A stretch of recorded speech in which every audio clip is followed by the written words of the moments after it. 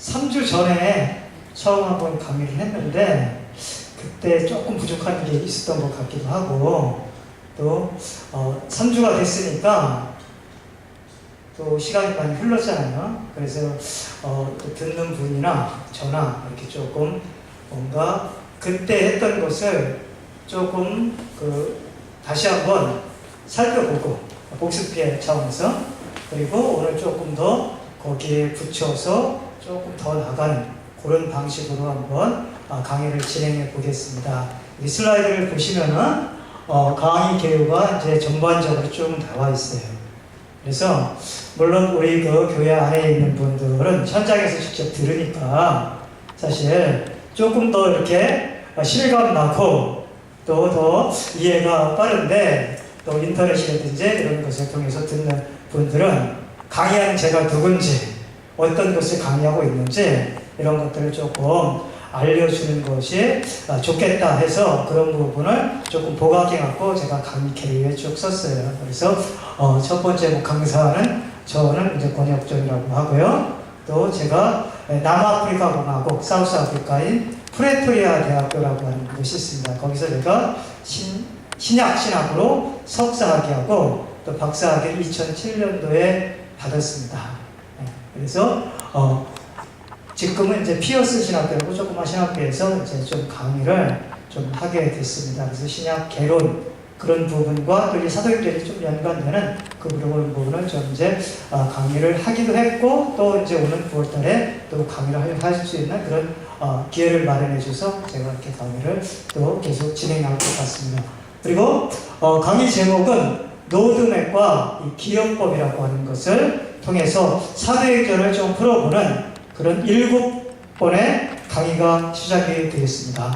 그리고 참고서적은 제가 2개의 사도행전과 관련된 책을 소개해놨습니다. 첫 번째는 제 책인데요. 80일간의 신약 일주라고 신약 전체 개론 부분인데 여기에도 이제 사도행전을 좀 자세하게 다뤄놨어요. 그래서 그런 부분을 좀 참조하면은 제 강의를 들으면서 좀 도움이 많이 될 것 같고 그 밑에는 영어 책으로 액츠가 이제 사도행전이죠. 사도행전. 데럴 목이라고 미국의 달라스 신학교의 신약 교수로 세계적으로 이 어떤 누가복음과 사도행전에 가장 권위 있는 사람 중에 한 사람이에요. 그래서 2007년도에 이 데럴 목의 액츠라고 하는 책, 여러 주석들이 있습니다. 신약에 아주 권위 있는 주석 중에 베이커 그 신약 주석이라고 하는 주석이 있어요. 지금도 부흥과 개혁사에서 계속 이 책들을 번역하고 있는 아주 권위 있고 좋은 책인데 한국말로도 번역이 돼 있어요. 이 액츠. 그래서 그런 책들을 참조하면 책이 굉장히 방대합니다. 1000페이지 넘어가는 아주 방대한 책인데 만약 관심이 있다면 그런 책들을 좀 보면은 훨씬 더 조금 사도행전을 알아가는 때 풍성하지 않을까 해서 한번 소개를 해드렸습니다. 그리고 강의 진행은 7번으로 쭉 해갖고 오늘 강의는 지난번에 강의했던 것을 다시 복습하고 조금 더 살을 붙이는 사도행전 노드맵과 각장 사도행전 28장으로 되어 있죠. 28장까지 어떤 각 장의 제목들을 기억하고 그것을 통해서 1장에 어떤 내용이 있고 2장에 어떤 내용이 있는지 큰 그림에서 한번 살펴보는 시간이 되겠고 거기에 맞춰서 이제 본격적으로 본론적으로 들어가는 것이 2강 예루살렘 여행부터 마지막 강인 땅끝 여행 땅끝 여행은 2번에 걸쳐서 강의를 하는데 이렇게 해서 총 한 7번 정도의 강의가 이제 쭉 진행이 될 것 같습니다. 시간이 많지 않기 때문에 오늘 바로 지난 시간에 우리가 복습했던 부분을 다시 살펴보고 그리고 오늘이 어떻게 보면은 처음 강의라고 다시 볼 수가 있겠어요. 제일 중요한 부분이에요. 전체적인 것을 알아야지 이 강의부터 이제 차근차근 들어갈 수 있거든요. 그래서 지난번에 한번 제 강의를 들었던 분은 그것을 좀 잘 상기하면서 따라오시면 될 것 같고 처음 듣는 분은 지금부터 이제 처음 한다 그런 새로운 마음을 가지고 한번 사도행전을 같이 풀어나갔으면 좋겠습니다. 자, 노드맵과 기억법으로 푸는 사도행전이라고 있습니다. 제가 이게 쭉 보면요, 네 개의 이제 파트로 되어 있는데 그중에 강의를 들어가면서 살펴보면 되겠습니다. 오늘 첫 강의니까요. 오늘은 사도행전이라고 하는 것은 구약 성경에 해당하는 것이 아니라 신약 성경에 해당하잖아요, 그렇죠? 그래서 신약은 우리가 잘 알다시피 27권의 책으로 되어 있습니다. 마태복음부터 요한계시록까지. 근데 신약은 이 27권을 보통 통상적으로 4개의 카테고리로 4개의 큰 틀로 이것을 구분하고 있죠. 그래서 우리가 잘 알다시피 복음서라고 하는 것이 있습니다. 끝이 복음으로 끝나기 때문에 복음서 4권으로 되어 있죠. 여기 보면 마태복음에서부터 요한복음까지 복음서가 있고요. 이어서 역사서라고 하는 이 사도행전이 여기에 해당이 되죠. 한 권의 역사서가 책이 있고 그 다음부터는 긴 편지들이 있습니다. 이것은 서신서라고 하는데 큰 틀에서는 하나지만 이것을 조금 세분화하면 둘로 나눠집니다. 그래서 사도 바울이라고 하는 사람이 13권의 편지, 로마서부터 빌레몬서까지 13권의 편지를 이렇게 쭉 써서 이것을 바울 서신이라고 우리가 보통 하고요. 바울 외의 사람들이 쓴 8개의 편지가 있습니다. 이것은 일반 서신 혹은 공동 서신이라고 부르는 편지들이 히브리서에서부터 유다서까지가 있습니다. 어쨌거나 바울 서신이든 일반 서신이든 서신으로 끝나기 때문에 서신서라고 이것을 이야기하고 있습니다. 그리고 마지막으로 신약의 마지막 책이면서 성경 66권의 마지막 책인 예언서 요한계시록이 있습니다. 이렇게 복음서, 역사서, 서신서, 예언서 4개의 큰 어떤 기둥과 같은 신약을 나누는 것이 있는데 여기서 중요한 것은 이 신약 4개의 큰 카테고리는 어떤 공통 공모가 하나 있다. 그것이 뭐냐? 로드맵을 가지고 있다. 그것이 제가 이 사도행전을 풀어가는 또 어떻게 보면은 신약 전체를 풀어가는 저 나름대로의 어떤 전제고요. 또 저 나름대로 신약을 연구해 나가는 그런 어떤 방법론이 되겠습니다. 그래서 제가 금방 말씀드렸다시피 신약은 27권으로 되어 있는데 복음서, 역사서, 서신서, 예언서 4개의 큰 범주로 나눌 수가 있는데 복음서든 역사서든 서신서든 예언서든 모두 로드맵을 장착하고 있다. 그것이 오늘 강의의 가장 핵심적인 부분이 되겠습니다. 그래서 지금부터 그 로드맵을 한번 우리가 살펴보겠습니다. 시간 관계상 요한계시록인 예언서까지 다 살펴볼 수는 없어요. 그래서 중점적으로 반만 복음서와 우리가 주로 다뤄야 될 역사서, 사도행전의 로드맵만 이 시간에 좀 살펴보고 일가구가 로드맵과 각장의 그 제목을 살펴보는 것이 오늘 강의의 가장 중요한 부분이니까 그런 부분을 한번 진행해 보겠습니다. 그러면 로드맵이 있다. 제가 신약은 4개의 카테고리에 다 로드맵이 장착되어 있다. 그럼 그것이 어디에 있느냐? 그것이 중요하겠죠. 그렇죠? 그래서 그것이 굉장히 우리가 좀 잘 알 수 없는 부분에 숨겨져 있다라고 하면은 그 로드맵 찾기가 만만치가 않은데 제가 신약 성경을 연구하다 보니까 하나님께서 너무나 친절하게 우리를 배려해서 아주 쉬운 곳에 로드맵을 우리들에게 보여주셨어요. 그래서 복음서나 역사서, 서신서, 예언서 모두 다 복음서도 가장 첫 부분, 역사서도, 서신서도, 예언서도 첫 부분, 제1장 거기를 딱 피면은 거기를 열심히 읽어보면은 로드맵을 우리가 발견할 수 있게 그렇게 만들어 주셨어요. 그래서 지금부터 우리 한번 그 각 장의 제1장, 첫 장의 처음 부분을 살펴보면서 로드맵을 찾아가는 그런 시간을 한번 살펴보겠습니다. 자, 로드맵으로 각 복음서, 역사서, 서신서, 예언서의 숲 큰 그림을 한번 살펴보는 시간을 우리가 보겠습니다. 그래서 복음서는 마태복음부터 요한복음, 역사서, 사도행전, 서신서, 로마서에서도 유다서, 예언서는 계시록까지 로드맵을 찾는데 로드맵은 각 장에 제일 먼저 첫 장에 로드맵이 장착되어 있다. 제가 그런 어떤 화두를 던졌습니다. 그럼 과연 그것이 맞는지 지금부터 4개 다 살펴볼 수는 없고요. 2개만 살펴본다 그랬어요. 2개만 한번 간략하게 살펴보겠습니다. 자, 그래서 복음서의 첫 장은 마태복음 1장이잖아요. 그렇죠? 네. 신약을 탁 처음 피면은 거기에 마태복음 1장 딱 나와요. 그러면 역사서인 사도행전은 제일 처음이 오죠. 사도행전 첫 피면은 1장이 나오죠. 그렇죠? 그 사도행전도 1장에 역사서인 사도행전도 제 1장에 각 편지는 어떻게 되냐? 로마서는 로마서 1장에 무슨 말인지 알겠죠? 한 장짜리 되어 있는 편지들 있죠? 빌레몬서라든지 요한 2, 3서 이런 것들 그런 것은 제 앞부분에 무슨 말인지 알겠죠? 1장이니까 그 1장 전체가 아니라 제일 앞부분 그 서두 부분이라고 그러는데 거기를 잘 보면 거기에 로드맵이 있어요.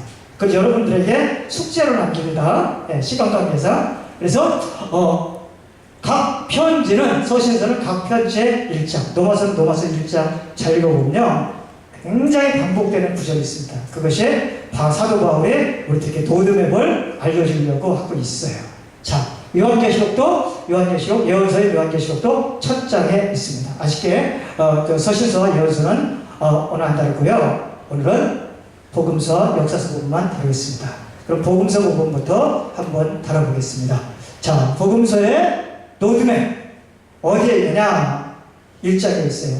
그러면 마태복음 1장이라고 했죠? 마태복음 1장 하면 우리가 가장 번뜩 딱 떠오르는 건 마태복음 1장 정도 더 다 하잖아요. 주일학교 어린이도 한 2, 3년 다니고 성경 조금 읽으면 마태복음 1장에 뭐 나오느냐? 그러면 예수님의 족보 나온다. 이런 정도 딱 얘기를 해요. 저희 어머님은 순복음교회를 다니시는데 교회를 열심히 다니시지만 늘 필요하신지 교회만 갔다 오면은 한 40분 졸다 오십니다. 그래갖고 설교도 맨 끝부분 들어요. 맨 끝부분. 그래서 저한테 그 옛날에 조영기 목사님 설교 아주 잘한다고 그러면서 얘기를 하면은 부서가 안 맞는 거예요. 지금 다니에서 얘기했는데 뭐 다른 얘기, 뭐 요한계시록 얘기를 막 하고 그래서 제가 정리를 해줘야 돼요. 정리를. 그런 분도 마태복음 1장에 뭐가 있느냐 하면은 예수님의 족보가 있다. 그렇게 얘기를 할 정도니까 마태복음 1장은 참 창세기 1장처럼 우리들에게 너무나 많이 알려져 있어요. 근데 예수님의 족보가 1장에서 마태복음 1장 1절에서 17절까지 되어 있는데 거기를 자세하게 그렇게 많이 안 읽어보잖아요. 우리가 너무 잘한다라고 하는 그것 때문에.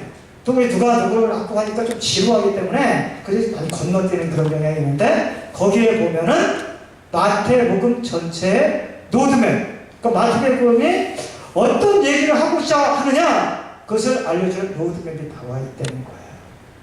제가 지난번에도 얘기했다시피 예수님의 족보에는 4번 정도 반복되는 구절이 있다고 했어요. 그래서 1장 11절, 12절, 어떻게 보면 가장 중요한 것이 족보를 결론 짓는 17절, 여기.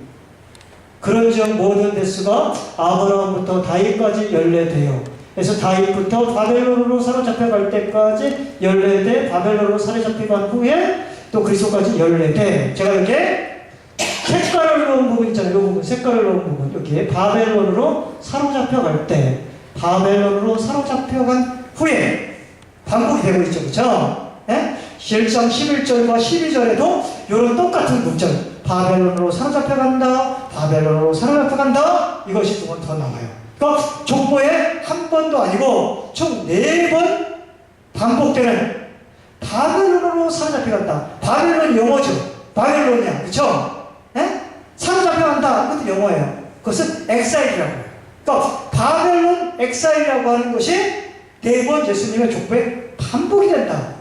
그럼 바벨론 엑사일이라고 하는 것이 뭔데 반복을 해갖고 강조해서 우리들에게 이것을 이렇게 뭐랄까 하이라이트처럼 확 들어오게 하느냐 궁금하잖아요. 그렇죠? 예수님의 족보 굉장히 중요한 거잖아요. 그렇죠? 근데 바벨론 엑사이라고 하는 바벨론 포로, 이것이 얼마나 중요하고 이스라엘 민족에게 정말로 굉장히 중요한 사건인가? 근데 곱씹어 보면, 우리가 구약을 잘 살펴보면은 이스라엘 사람들, 하나님의 선민이라고 너무나 자부심이 강했던 이스라엘 사람들이 바벨론 엑사일, 바벨론 포로에 대해서 어떻게 생각하고 있을까? 그리고 우리가 일본이라고 하는 나라에 대해서 생각할 때 감정이 안 좋은 부분 중에, 옛날에 임진왜란으로 우리나라가 괴롭히기도 했지만 그것은 먼 얘기잖아요. 예? 500년, 600년 됐잖아요, 사실.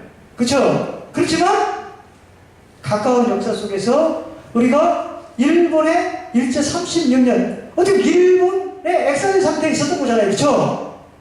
우리가 그들의 식민지 밑에 있었잖아요.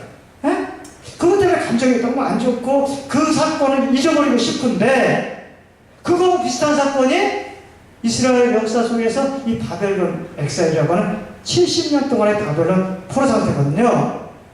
그러니까 예수님의 족보에 그런 내용 들어가기를 싫어하겠죠. 그렇죠? 없었으면 좋겠죠. 잊고 싶은 사건을 한 번도 아니고 4번 강조한다라고 하는 것은 뭔가 우리들에게 마태복음의 저자인 마태가, 성경의 저자가 우리에게 뭔가 상기시켜주고 싶은 거잖아요. 뭔가 알려주고 싶은 의도가 있을 거 아니에요. 그렇죠? 그것은 뭐냐? 네. 이게 바로 로드맵을 예시하는 성경 구절인데, 마태복음 11장, 12장, 17절을 통해서 4번 바벨론 포로라고 하는 것을 강조하면서, 지금 이스라엘 민족은 바벨론 포로 상태가 아니에요. 그거는 지금은 바벨론으로부터 해방되었어요. 이 마태복음을 쓸 당시에는 시작 시대니까 바벨론 포로라고 하는 것은 주전, 예수님이 오기 전 586년 한참 전이죠. 지금은 마태복음에 쓴 것이 대략 예수님이 오신 후에 60년, 70년 된 거거든요. 굉장히 500년 이상 지났어 지금. 그럼에도 불구하고 얘들은 너희들이 바벨론 포로에는 해방됐을지 몰라도 더 중요한 것에 지금 포로 상태에 있다. 뭐의 포로 상태? 여기 죄의 포로 상태에 있다. 마태복음을 쓸 때 유대인뿐만 아니라 오늘날 2000년 이상의 그런 시간을 뛰어넘는 우리들도 마찬가지로 죄의 포로 상태에 있는 지기다. 무슨 말인지 알겠죠? 또 과거에 마태가 썼을 때에 그 마태복음을 읽었던 사람들이 있었겠죠? 그쵸? 그 사람들도 죄의 포로 상태에 있지만 2000년이 지나서 마태복음을, 복음서를 접하는 우리들도 똑같이 죄의 포로 상태에 있다. 그 얘기하고 싶은 거잖아요, 지금. 그쵸? 그러니까 뭐가 필요하다는 거예요? 죄의 포로 상태고 죄의 엑사일 상태라는 거예요.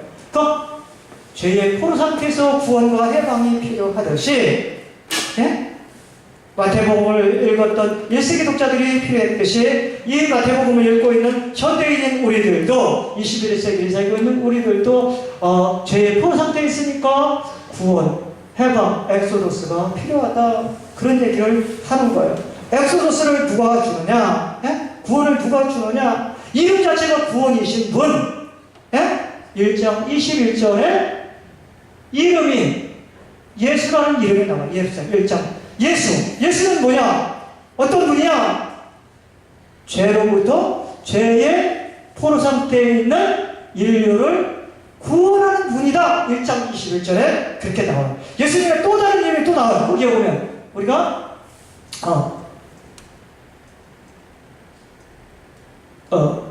잘 아는 1장 23절에 보면 임마누엘이라는 이름이 나옵니다. 예수님의 또 다른 이름이에요. 임마누엘의 뜻이 뭐예요? 하나님이 우리와 함께 하신다. 그런 얘기죠. 우리와 함께 하시는 하나님. 예수님이잖아요. 성육신에서 하늘 겼던 분이, 그쵸? 이 땅에 오셨잖아요. 그래서 우리와 함께 하잖아요. 그쵸? 함께 하심이 엑소더스라면 이거 잘 들어오셔야 돼요. 네? 우리하고 떨어져 있는 것은 뭐가 되겠어요? 엑사일이지. 무슨 말인지 아셨어요? 예루살렘에 이스라엘이 자기 본토에 있었잖아요. 그쵸? 그러다가 바벨론이 쳐들어와갖고 그들을 바벨론까지 끌고 가죠. 그것이 포로 상태로 가는 거잖아요. 그쵸? 자기 땅에 있다가 그 자기 땅에서 분리가 돼갖고 이방 땅으로 끌려가죠. 그거를 포로 상태 엑사이라고 하면 함께 있다 이거 함께 다시 돌아와. 자기 본국에 돌아와서 함께한다 이거 하나님과 함께한다. 그건 뭐예요? 엑소더스잖아요. 구원이잖아요. 해방이잖아요. 무슨 말인지 알겠죠? 그러니까 예수님의 두 이름은 무엇을 말하는 거예요? 엑사일 상태에 있는 우리들에게 엑소더스를 준다. 예수님의 이름은. 그러니까 마태복음 마지막에 뭐라고 하고 있어요? 지상 대리임령을 하잖아요. 성부성자 성령의 이름으로 세례를 주고, 그렇죠? 땅까지 복음을 증거해라. 그러면서 뭐라고 했어요? 세상 끝날까지 내가 너희와 함께 있다. 무슨 약속이에요? 임마누엘의 약속이 다시 한번 나오잖아요. 그렇죠? 그러니까 엑소더스 얘기를 다시 한번 또 한다는 거예요. 그래서 마태복음의 1장에 일어났던 바벨론으로 사로잡혀간다 이 얘기를 계속 강조하면서 마태복음 로드맵으로 우리에게 제시하는 것이 무엇이냐? 복음서라고 하는 것은 죄의 포로 상태에 있는 우리들에게 해방과 구원, 엑소스를 주기 위해서 예수님이 이 땅에 오셨고 그것을 이루어 나가기 위해서 십자가에 달려 죽으시고 부활하시고 승천하는 이야기를 하고 싶다라고 하는 것이 복음서의 큰 맥락을 이야기하고 있다. 아시겠죠? 그래서 제가 지난주에도 얘기했듯이 누가복음 9장 31절에 보면은 예수님께서 여기에 보면 변화산 사건이라는 게 나와요. 변화산 사건. 아주 중요한데 어느 한 산에서 예수님이 변화를 합니다. 영광스럽게 변화를 해요. 그랬더니 그러고서 그것이 끝나는 것이 아니라 그때 구약을 대표하는 모세와 엘리야가 나와갖고 같이 이야기를 해요. 무슨 이야기를 했느냐? 그것을 베드로가 들었어요. 근데 거기에 보면은 예루살렘에서 예수님이 장차 별세하실 것을 의론했다. 그런 얘기 있답니다. 별세라는 걸 주님 별세. 제가 얘기한 것처럼 이 별세라고 하는 건 세상과 이별, 작별하는 이야기죠. 예루살렘이 죽으신다는 거예요. 그렇지만 원문에 보면 이 별세라고 하는 것이 엑소더스라고 되어 있어요. 엑소더스. 그러니까 예수님께서 예루살렘에서 엑소더스 하신다 이거예요. 예수님의 죽음이라고 하는 것은 그냥 우리들 일반적인 죽음과 다른 것이다. 그것은 무엇이냐? 우리를 죄의 포로 상태에 있는 우리를 구원하고 해방시켜주기 위한 죽음이다.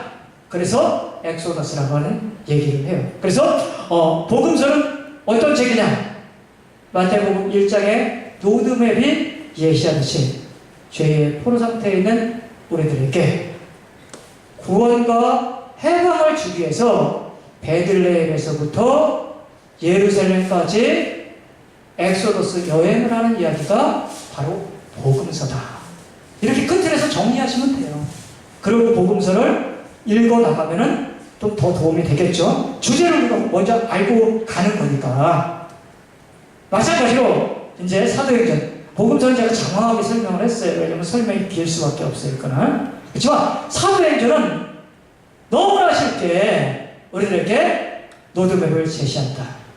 사도행전 로드맵은 어디에 있겠어요? 역사서에 1장에 있다고 그랬잖아요. 그쵸? 네. 사도행전은 너무나 명쾌하게 역사서 로드맵이 나와 있습니다. 네.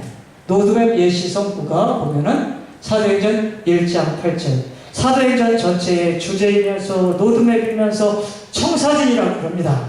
이것은 사도행전을 읽는, 연구하는 신학자, 목회자 모든 사람들의 거의 일치된 이구동성의 어떤 합의 구절입니다.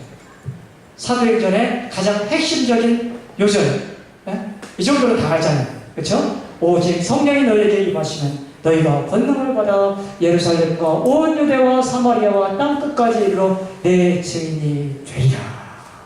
이것이 이제 사도행전 전체를 이끌어 나가는 로드맵, 길 안내 지도가 되겠습니다. 그래서 사도행전은 성령 받은 제자들이, 예수의 제자들, 어떻게 사도들만 얘기하는 건 아니에요. 여기에 보면은 빌립이라든지 또는 스데반이라든지 이 평신도들도 나와요. 많은 증인들, 제자들이 예수님의 엑소더스 구원 여행을 예루살렘에서 거의 종결이 됩니다. 복음서에서는 예루살렘에서 죽으시고 부활하시고 이제 예루살렘에서 막 승천하시고 이런 것까지 나오거든요. 그것의 속편이에요. 사도행전. 그럼 예수님이 승천하시고 난 다음에 그 구원의 여행은 거기서 멈췄는가? 아니다! 그것은 계속 이어진다! 라고 하는 것을 보여주는 것이 사도행전이 됩니다. 그래서 사도행전은 여기에 나와 있는 지명들, 성령 받은 제자들이 첫 번째 예루살렘으로부터 온 유대와 사마리아를 거쳐서 땅끝까지, 그 당시에 땅끝 중에 하나인 로마까지입니다. 사도행전. 까지 복음을 증거하는 이야기를 다루고 있다. 그렇게 보시면 되겠어요. 그래서 사도행전은 큰 틀에서는 세 개로 나눌 수가 있어요. 1장에서 7장까지는 예루살렘 여행이라고 합니다. 그러니까 복음서가 예루살렘에서 예수님이 엑소더스 여행을 끝내는 거로 마무리가 된다면 사도행전은 그거를 이어가요. 그래서 사도행전 1장에는 다시 승천 장면으로 시작이 됩니다. 예루살렘에서 승천. 그리고 이어서 예루살렘 전체를 복음화하는 것이 6장 7절에 나와 있어요. 엄연히 얘기하면 7장까지는 아니에요. 7장은 스데반의 순교로 이야기를 하는데 하여튼 7장은 좀 막간 부분인데 통상적으로 우리가 7장까지 이야기할 수가 있겠습니다. 그래서 1장에서 7장까지가 예루살렘 복음을 증거하는 내용. 그 다음에 8장에서 12장까지는 8장에 이제 빌립이라고 하는 사람이 나옵니다. 빌립이 사마리아로 내려가고 복음을 증거하는 내용이 8장에서 쭉 나와요. 그래서 12장까지는 예루살렘의 이웃 부분인 유대와 사마리아를 복음화하는, 그래서 그것을 유대와 사마리아 여행이라고 보통 얘기하고 있고요. 13장에서 28장까지는 사도 바울이 복음을 증거하는 것이 나옵니다. 그래서 1, 2, 3차 선교 여행과 그 당시에 땅끝 중에 하나인 로마까지 복음을 증거하는 여행으로 나옵니다. 그래서 1장에서 12장까지는 주로 베드로의 활약, 전반부입니다. 베드로만 하는 건 아니지만 주인공이 베드로가 중심이 돼요. 그래서 거기가 어떻게 보면 전반부가 된다면은 그 두 토막으로 되어 있잖아요. 그렇죠? 후반부도 편의상 13장에서 28장까지를 제가 둘로 나눴습니다. 그래서 13장에서 21장까지는 사도 바울의 유명한 미션 전임 1, 2, 3차 선교여행, 그리고 22장에서 28장은 땅끝 여행, 로마 여행, 이렇게 나눠서 우리가 한번 살펴보겠습니다. 자, 우리가 로드맵을 이제 살펴봤다고 하면은 지금부터는 28장까지 각 장을 단 두 글자, 두 글자를 통해서 기억법으로 전체의 장들은 1장에는 무슨 내용이 있고 28장까지 무슨 내용이 있는지 그것을 큰 어떤 틀에서 한번 살펴보겠습니다. 자, 기억법으로 우리 사도행전 각 장, 그것을 나무라고 얘기하겠습니다. 로드맵은 숲을 살펴보고 큰 틀을 살펴보고 이 기억법 두 글자로 나무 한 각 장들을 한번 살펴보는 시간입니다. 이 기억법은 제가 만들어낸 건데요. 단어는 두 글자를 사용합니다. 그리고 한 문장을 여러분이 숙지하셔야 돼요. 요거.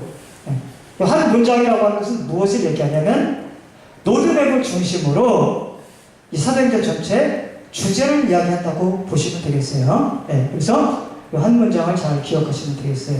10장 8절을 중심으로 제가 문장 하나 만들어봤어요. 거기 보면 증인들이 두 글자씩 나오죠? 빨간 글씨 살렘, 예루살렘을 말합니다. 유사, 유대와 사마리아를 선교 여행을 말합니다. 하고 땅끝까지 이른다. 요거 한번 우리 한번 따라서 해보죠. 따라서 한번 해보죠. 증인들이 살렘과 유사를 선교하고 땅끝까지 이른다. 한 번에 쫙 한번 해봅시다. 증인들이 살렘과 유사를 선교하고 땅끝까지 이른다. 네. 이 한 문장을 여러분이 잘 기억하시면은 28장까지 쉽게 기억을 할 수 있습니다. 조금만 내가 그러면 자, 한번 이것을 통해서 사도행전 4개의 큰 틀로 구조를 한번 잡아보겠습니다. 살렘, 예루살렘 여행을 말해요. 네. 이것은 1장에서 7장까지가 예루살렘 여행. 아시겠죠? 아까 제가 좀 설명을 했어요. 그 다음에 유사, 유대와 사마리아를 복음화시키는 여행. 8장에서 몇 장까지? 12장까지. 그 다음에 선교 여행. 사도 바울의 3차에 걸린 선교여행은 13장에서 21장까지.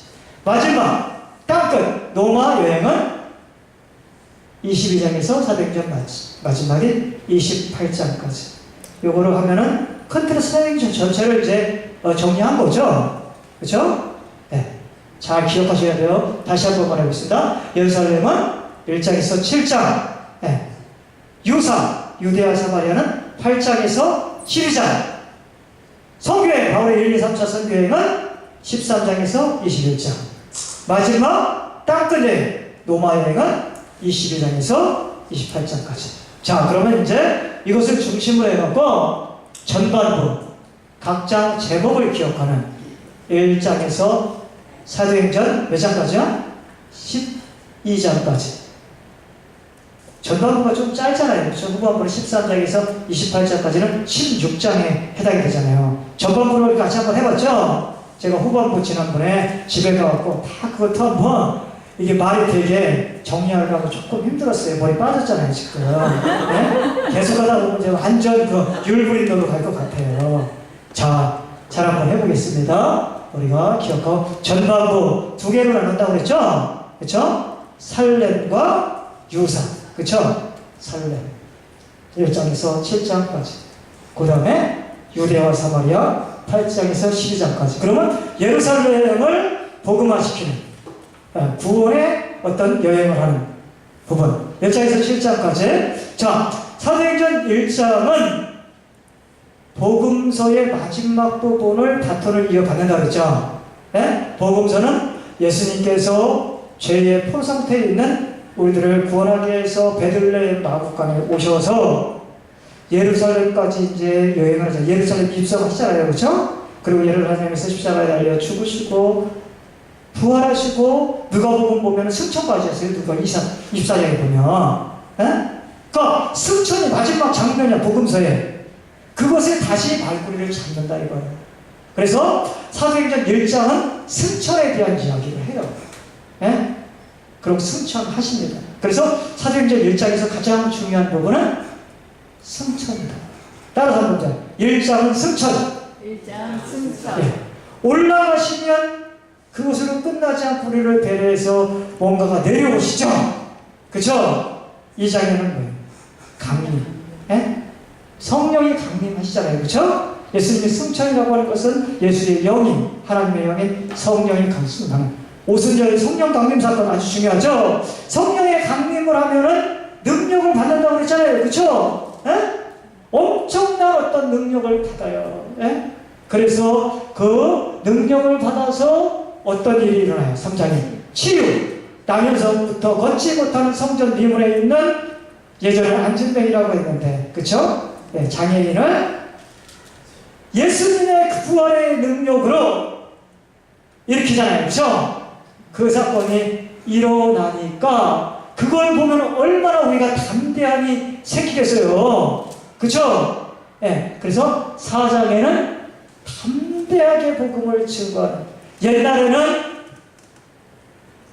베드로가 예수님을 3번이나 부인했던 그런 겁장이 비겁한 모습을 보여줬다면, 이제 서서히 슈퍼는 자기를 막 죽이겠다고 하는 사내들인 공의회의 그 실질적인 힘이 있었던 그런 종교 지도자 앞에서도 담대하게 복음을 증거하는 그런 얘기가 나와요. 예?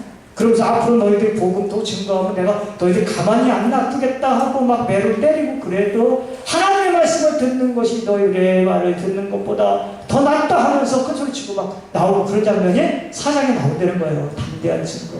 여기까지 좋아. 좋은 일이 일어나면은 안 좋은 일도 생기죠.